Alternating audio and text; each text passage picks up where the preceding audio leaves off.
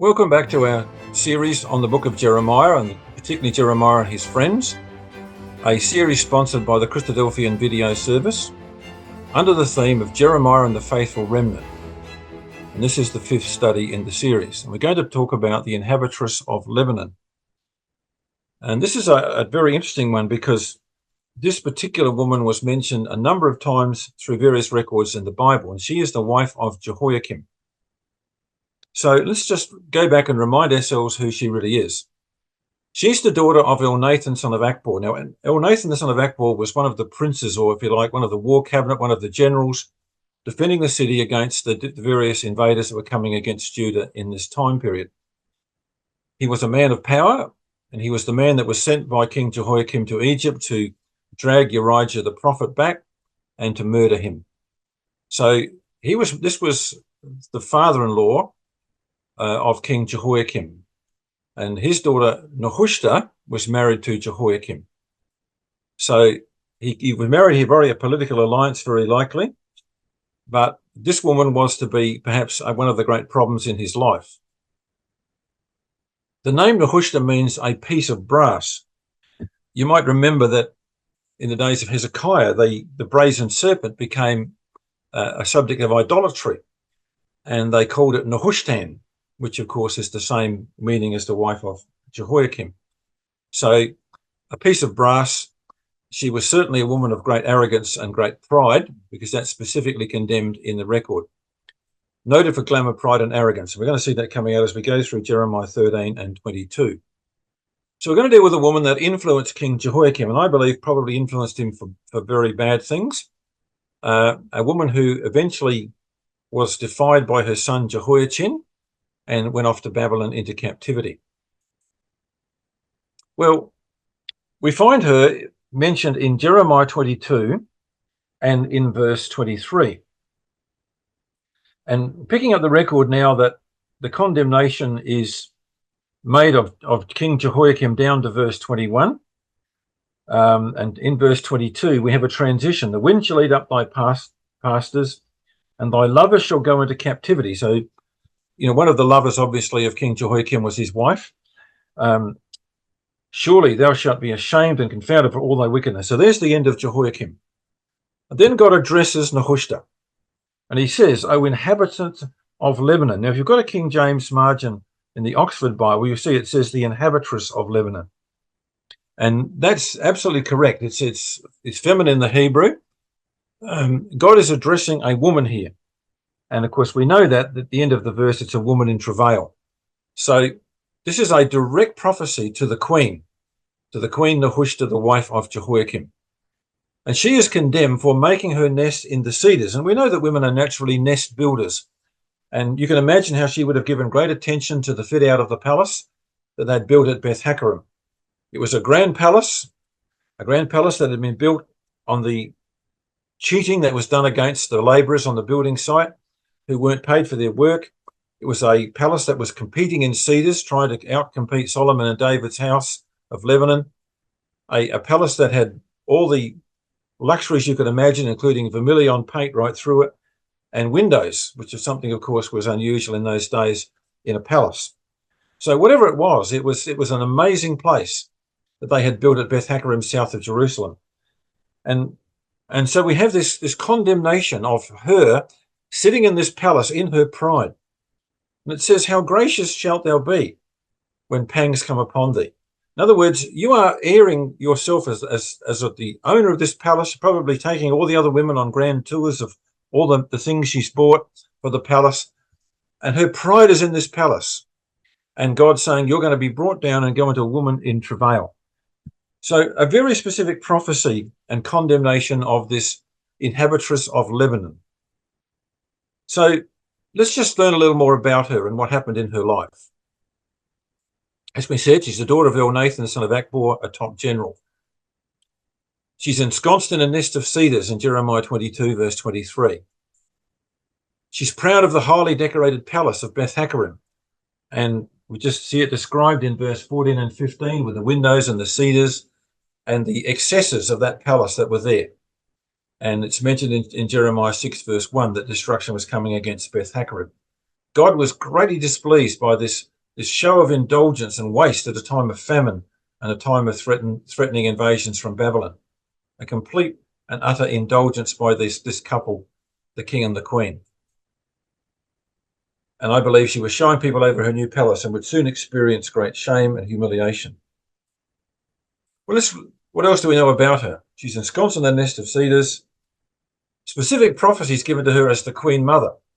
If you come to Jeremiah 13, verse 18, which we'll come back to a bit later on, but just a little correction to the record in Jeremiah 13, verse 18, you need to note, quite correct from the Hebrew, picked up by the RV, in Jeremiah 13, verse 18, where it says, "Say unto the king and to the queen," this is an address to Jehoiachin and his mother.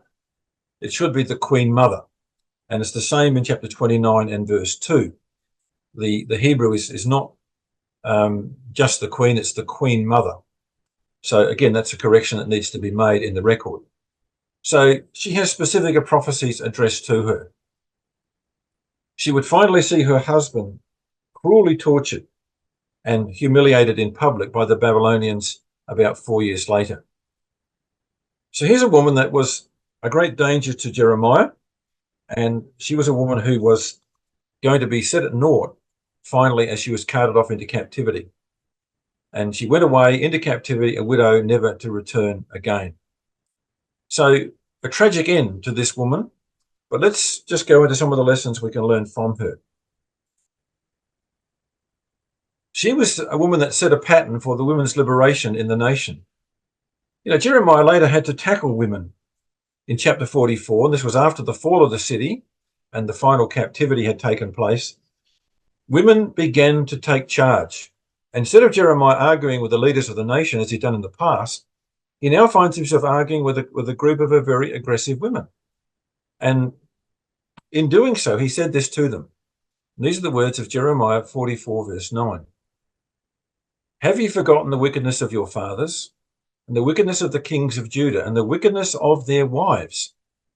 Now, we know nothing about the wife of Jehoahaz, the wife of Jehoiachin, the wife of Zedekiah. What we do know is we know a lot about Nehushta, the wife of King Jehoiakim. And so Jeremiah says, don't you see the Babylonian invasion came because of wickedness, and the wickedness of the kings and the wickedness of their wives, and your wickedness and your wives, which are committed in the streets of Judah. So we would read from that very likely she was the driving force behind the decorated palace that Jehoiakim had built. So she was to be sent away and to die in Babylon. Again, God hates those who are proud. God hates those who use robbery for their own purposes. And very likely she was the power behind the throne in many ways because she received so many specific condemnations. We now come down to her son Jehoiachin. Now, Jehoiachin was only 18 years old when he began to reign. He was only to reign for 3 months. So after Jehoiakim was killed by the Babylonians, the king reigned for 3 months, and then the Babylonians decide to take him away into captivity and put his uncle Zedekiah on the throne. So God had predicted this. In Jeremiah 22, reading now from verse 24, "As I live, saith Yahweh, though Coniah the son of Jehoiakim, king of Judah, with the signet of my right hand, yet will I pluck thee from thence." So this was now God saying to Jehoiachin. His name Coniah is also another name for Jehoiachin. Just notice that, how many kings had multiple names, but this is definitely Jehoiachin we're talking about. God says, I wouldn't care if he was the ring on my finger. I would still throw him out because he's done evil like his father. And I will give him into the hand of those that seek your life, into the hand of those whose face thou fearest, even to the hand of Nebuchadnezzar, king of Babylon, into the hand of the Chaldeans. So you can imagine that having seen his father so ruthlessly destroyed by the Babylonians, how much Jehoiachin would have feared the Babylonians. And God says, because you're evil, you're going to be sent away to Babylon. And I will cast you out, says God, and your mother that bear there. Notice again the specific inclusion of Nehushta.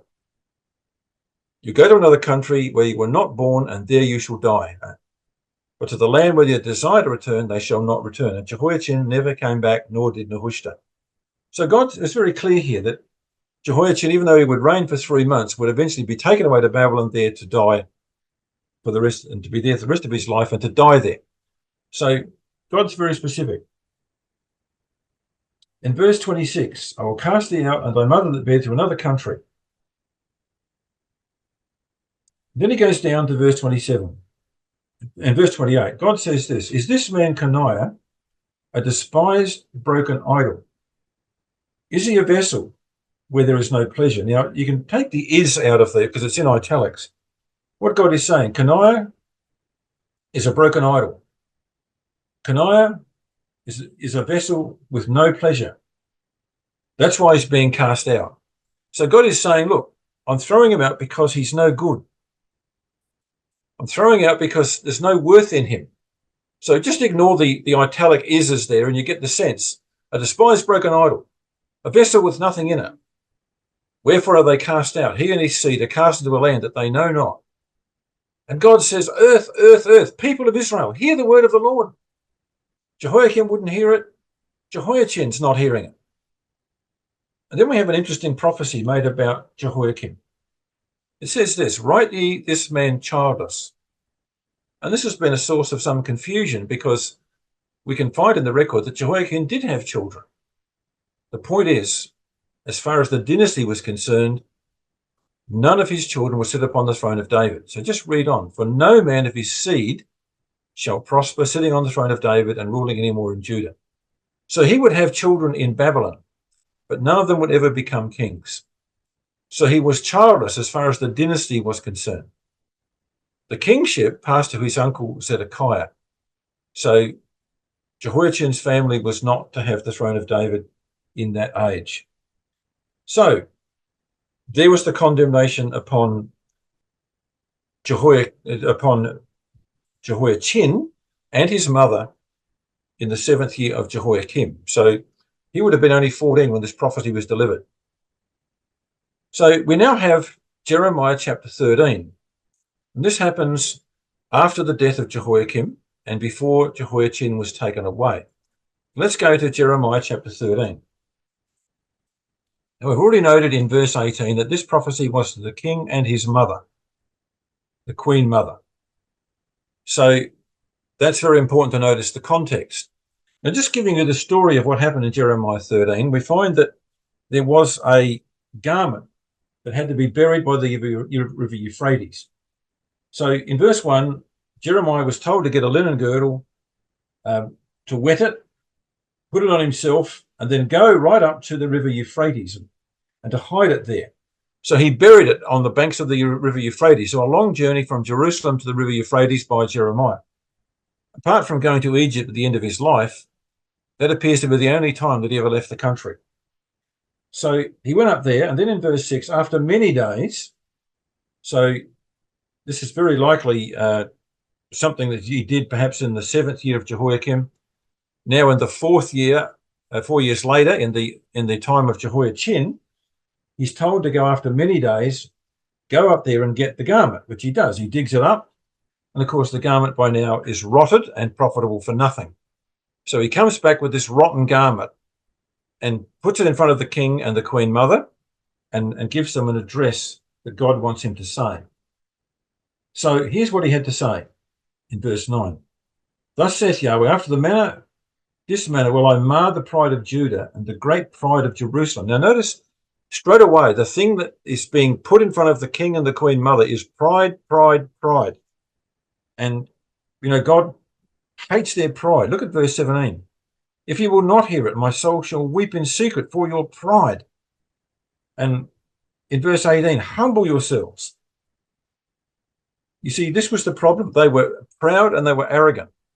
And I believe that even after Jehoiakim was so cruelly killed by the Babylonians, that Nehushta continued to stay in this palace and to get Jehoiakim to try and stay with her and to try and rule over the people still. And this was a prophecy against their pride. So God is absolutely against the pride. This evil people which refuse to hear my words, which walk in the imagination of their heart, in verse 10, who walk after other gods to serve them and to worship them, shall even be as this girdle, which is good for nothing. So you're going to be destroyed. You're going to be rotted away like this girdle. So here is a parable or a little mime that Jeremiah goes through with this girdle. And so he says, "For as the girdle cleaves to the loins of a man, so I have caused to cleave unto me the whole house of Israel and the whole house of Judah, saith Yahweh, that they might be unto me for a people, and for a name, and for a praise, and for a glory. But they would not hear." And that is exactly the words that were said to Jehoiakim. "This has been thy policy from thy youth. You will not hear." And the people were just the same. So Jeremiah's got a prophecy to give to the king and to the queen mother. And when you come down to that prophecy, in verse 14, "I will dash them against one another, even the fathers and the sons together, saith Yahweh, will not pity nor spare, but have mercy, but destroy them. Hear ye and give ear, be not proud." And again, this connection of pride that you get from the opening verse in verse 9 comes again in verse 15. "Give glory to your God," he says in verse 16, "before he caused darkness, and before your feet stumble upon the dark mountains. While you look for light, he turn it into the shadow of death and make it gross darkness. But if you will not hear," and again that's a reference to the policy of Jehoiakim, "you will not hear, my soul shall weep in secret places for your pride. Mine eyes shall weep sore, because run down with tears, because Yahweh's flock is carried away captive." So there's going to be a great mourning, both by Jeremiah and by God, once they go into captivity. So the appeal is made in verse 18, "Say to the king and to the queen," and as we said before, if you check the RV here in Jeremiah 29 verse 2 and the Hebrew, it's actually the queen mother. So this is Jehoiachin and his mother being addressed. "Say to them, humble yourselves, sit down, for your principality shall come down, even the crown of your glory. And the cities of the south shall be shut up, and none shall open them." That is, of course, Beth Haccarim, the palace, was south of Jerusalem. "And Judah shall be carried away captive, all of it shall be wholly carried away captive." So it's interesting, isn't it, that again you have this mention in verse 21, "Sorrow shall take thee as a woman in travail," which of course what was said to Nehushta in Jeremiah 22.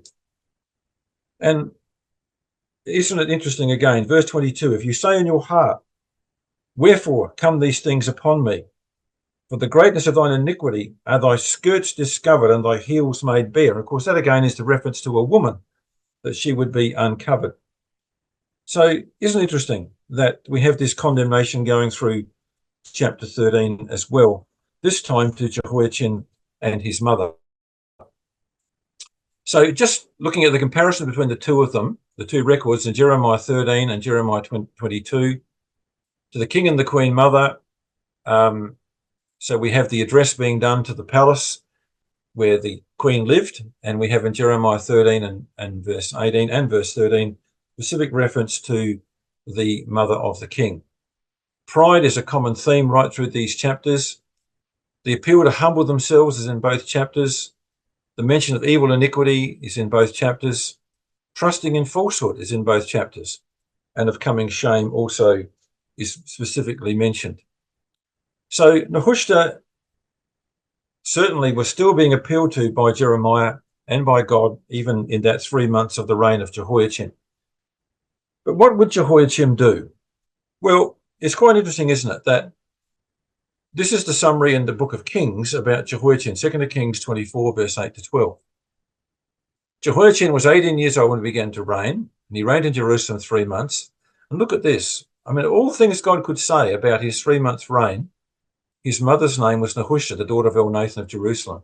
So again, God specifically intrudes into the record the influence of this woman upon both Jehoiakim and Jehoiachin. And he did that which was evil. Is that a consequence of his mother? According to all that his father had done. Well, obviously his parents were no help to him. At that time, the servants of Nebuchadnezzar, king of Babylon, came up against Jerusalem, and the city was besieged. Nebuchadnezzar, king of Babylon, came against the city, and his servants did besiege it. And Jehoiakim, the king of Judah, went out to the king of Babylon, he and his mother, and his servants, and his princes, and his officers. And the king of Babylon took them in the 8th year of his reign. That's the 8th year of the reign of King Nebuchadnezzar. So again, after 3 months, the dynasty of Jehoiachin came to an end, and the line of Jehoiakim came to an end with him, and they were taken away into Babylon. But again, just notice the influence and the specific reference to his mother in all of that. So There was to be specific things would happen to Nehushta because of her influence over her husband and over her son. This is what happened in the 2nd Kings 24, verse 13. Nebuchadnezzar carried out thence all the treasures of the house of Yahweh and the treasures of the king's house. You can imagine them, can't you? Them stripping in pieces the house of cedar, the house of Lebanon that they had built. He cut in pieces the vessels of gold which Solomon, king of Israel, had made in the temple of Yahweh, as Yahweh had said. He carried away all Jerusalem and all the princes and all the mighty men of valor, even 10,000 captives, and the craftsmen and the smiths. None remained, save the poorest sort of the people of the land. In that captivity, Ezekiel and his wife went to Babylon. He carried away Jehoiachin to Babylon, and the king's mother, and the king's wives, and his officers, and the mighty of the land. He carried away into captivity from Jerusalem to Babylon. That's a very comprehensive record, but you know the specific mention of the treasures of the king's house and the king's mother being taken away. And again, that's the end of people who are proud and arrogant. But what happened to Jehoiachin in the end? He actually obeyed Jeremiah's words and decided to surrender to the king of Babylon. This is what happened to him 37 years later. It came to pass in the 37th year of the captivity of Jehoiachin, king of Judah, in the 12th month, on the 27th day of the month, that evil Merodach, king of Babylon, in the year that he began to reign, did lift up the head of Jehoiachin, king of Judah, out of prison. Isn't that amazing? 37 years later, he'd been in the Babylonian dungeons all that time, and now he was to sit at the king's table. And he spake kindly to him and set his throne above the throne of the kings that were with him in Babylon. So he became perhaps the most recognized of all the captive kings that were there in Babylon. He changed his prison garments and did eat bread continually before him all the days of his life. You know what a wonderful thing that Jehoiachin was eventually rescued, because obedience does pay off. He finally gave in and submitted to what Jeremiah said he should do, which is to surrender. And because he did that, he preserved the line of the house of David. So what a wonderful thing that was. Let's take some consideration now of the family of Jehoiachin, where it ended up. This is the record of 1 Chronicles chapter 3 of the sons of Jeconiah, or Jehoiachin, or Coniah. He had Asher, Salathiel, Malchiram, and Pedaiah, and Shenazar, Jeconiah, Hoshama, and Nedabiah. And he had a large family while he was in prison in Babylon. When you go to the Matthew chapter 1 and the genealogy of the Lord Jesus Christ, the book of the generations of Jesus Christ, the son of David, the son of Abraham, you come down to verse 12, and after they were brought to Babylon, Jeconiah begat Salathiel, and Salathiel begat Zerubbabel, and so the line goes down to the Lord Jesus Christ. So again, he was now significantly continuing the line of the house and the throne of David, and he would take that line down to Christ. So his obedience in surrendering led him to continuing that line, and he had many children in Babylon. So again, Jehoiachin is some glimmer of hope for the future for Jehoiachin's eternal outcome, because he did eventually obey the word of God, and he was eventually raised up by the king of Babylon to sit at the king's table. Quite a wonderful outcome for his obedience. Nehushta obviously died in Babylon, and would be only presumed that she probably, and we hope that she might have learned a lesson, but maybe she didn't. No record is given of her other than when she went to Babylon, a widow. So that's another one of the sons of Josiah in Jehoiakim and his wife, and the grandson of Josiah in Jehoiachin, all taken away into captivity or put to death. What a tragedy this family was. Jehoahaz to die in Egypt, Jehoiakim viciously murdered by the Babylonians for his wickedness, Nehushta taken into captivity, a widow, Jehoiachin 37 years in prison. You know, what a tragic family it was. And of course, Zedekiah was no better. He would be slain by the Babylonians after witnessing the death of his own sons at their hands. Tragic family when you go through it. And you do wonder, don't you, what God has in store for good King Josiah. Well, the lessons that we take from Jehoiakim's family are very clear. Jehoiakim was rebuked for not following his father's good example. He rebuked the older sons for following worldly fashion. Jehoiakim's refusal to hear the word of God secured his death. God rebuked the dishonest dealings with tradesmen. The whole family pride in material luxury was soundly condemned.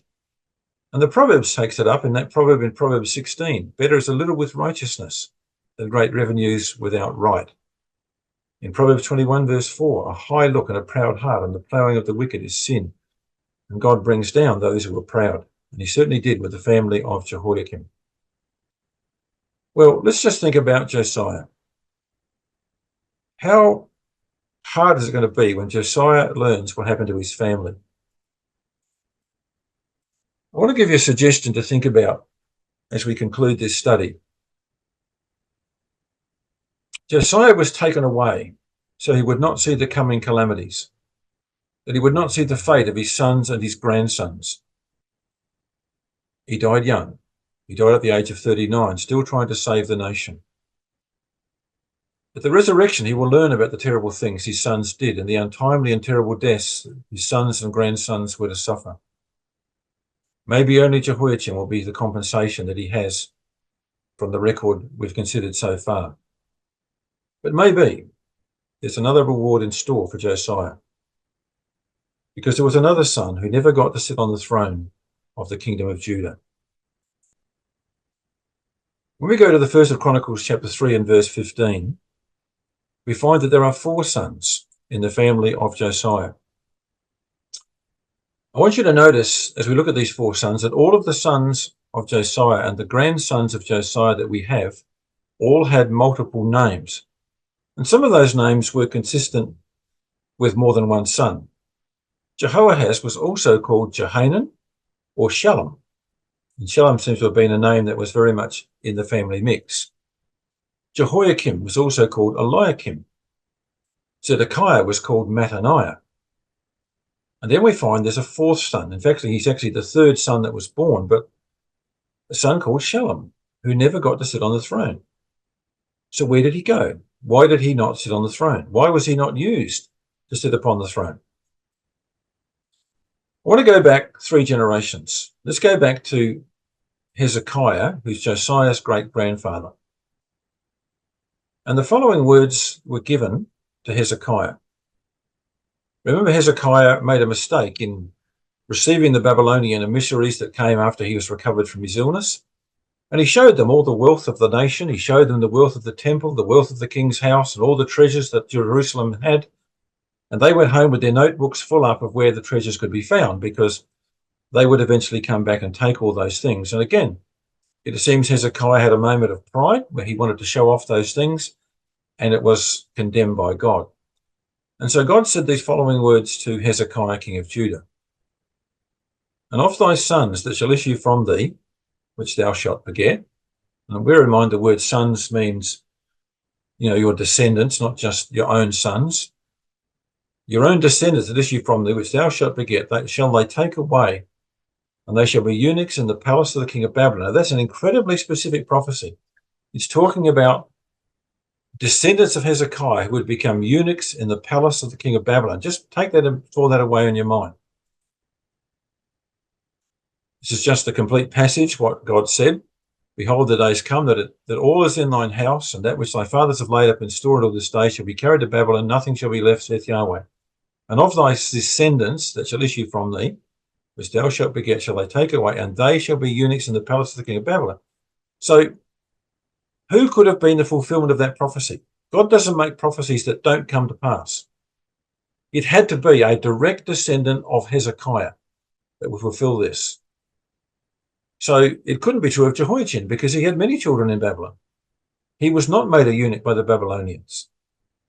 None of the other royalty that the Babylonians took captive, like Jehoahaz, who went to Egypt, nothing like Jehoiakim, who was killed by the Babylonians, and his children were also killed. Nothing like Zedekiah, who was killed with his children.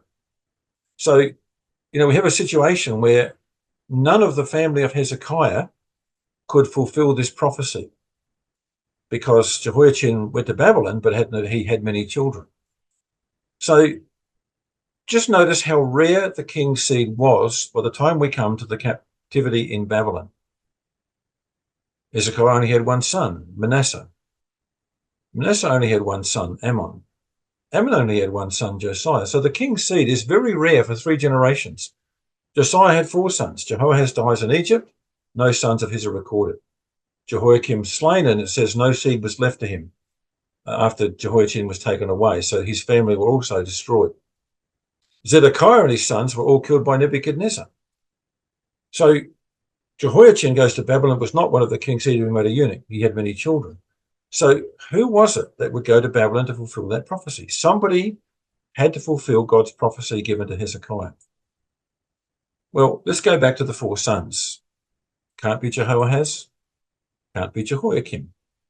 It can't be Zedekiah. It has to be Shallum. Now, he never was a king.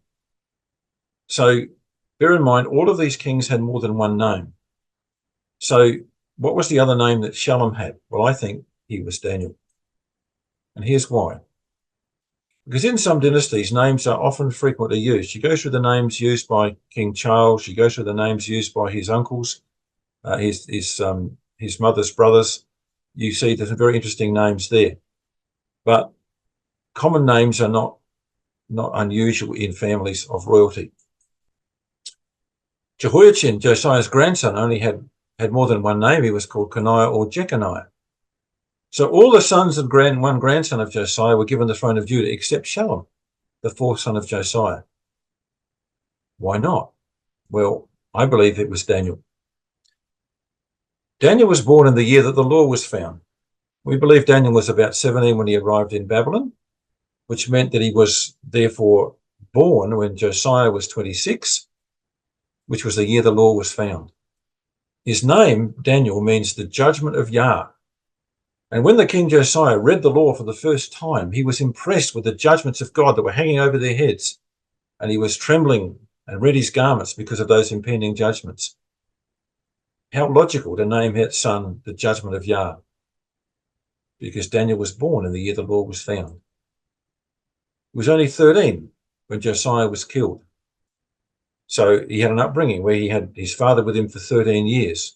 You can imagine how much his father would have tried to impress those boys with divine lessons. But of course, the older 2 sons were almost the same age as their father, only being 13 or 14 years difference.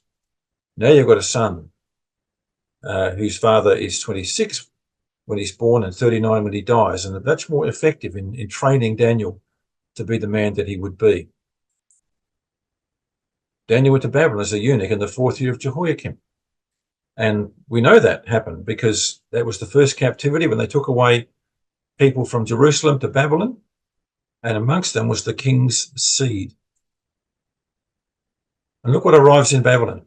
A wonderful 17-year-old with incredible faith, great courage to stand up to the idols of Babylon, an excellent spirit, and he's fit to stand before a king. Look at the qualifications the Babylonians sought out. The king spake to Ashpenaz, the master of the eunuchs, that he should bring certain of the children of Israel, of the king's seed, and of the princes, children in whom was no blemish, but well favoured, and skillful in all wisdom, and cunning in knowledge, and understanding science, and had ability in them to stand in the king's palace, of whom they might teach the learning and tongue of the Chaldeans. And you can see, can't you, that it was the king's seed, and there was a very little king's seed around by the time this captivity took place.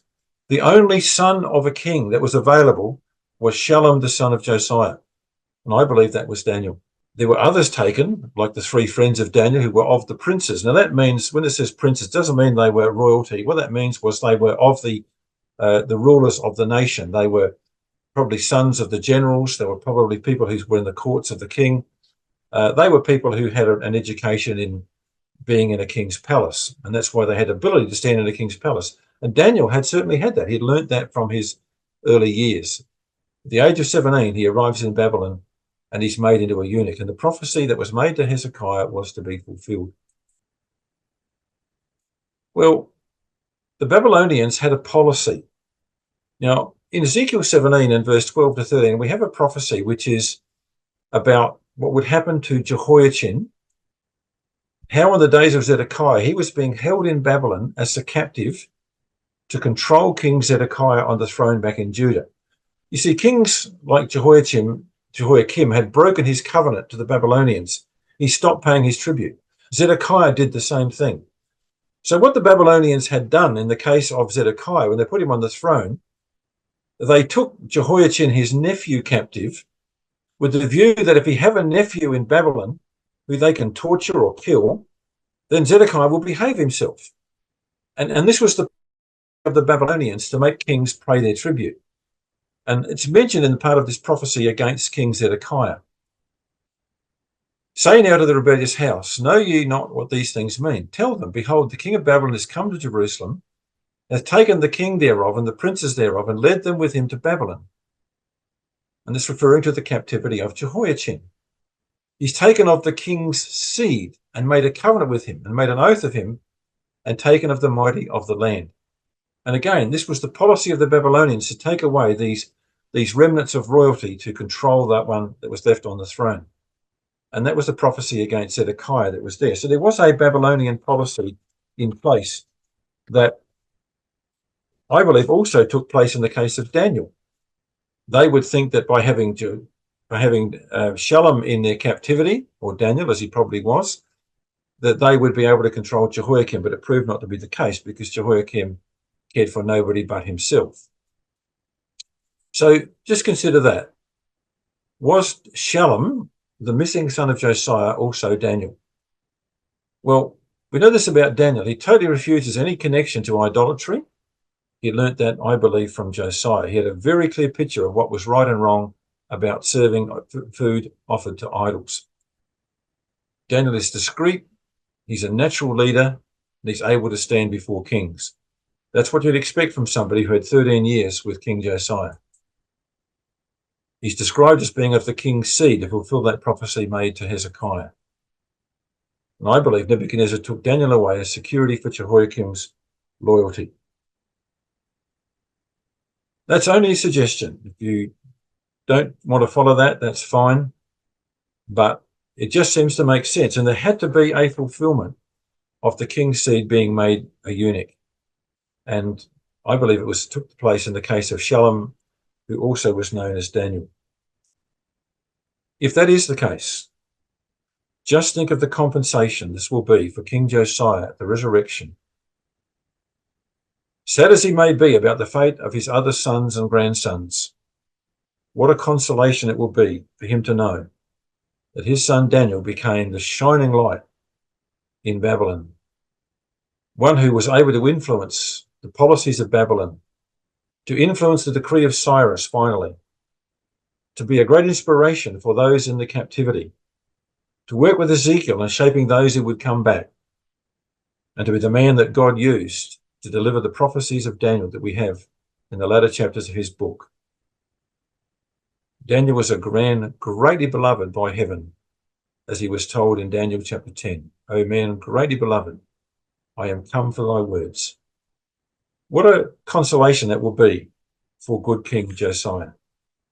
And truly, while God cannot forgive evil and unrighteous men like Jehoiakim, maybe like Nehushta, God does lift up the head of Jehoiachin, and God perhaps has a great reward in store for the good King Josiah. Thank you.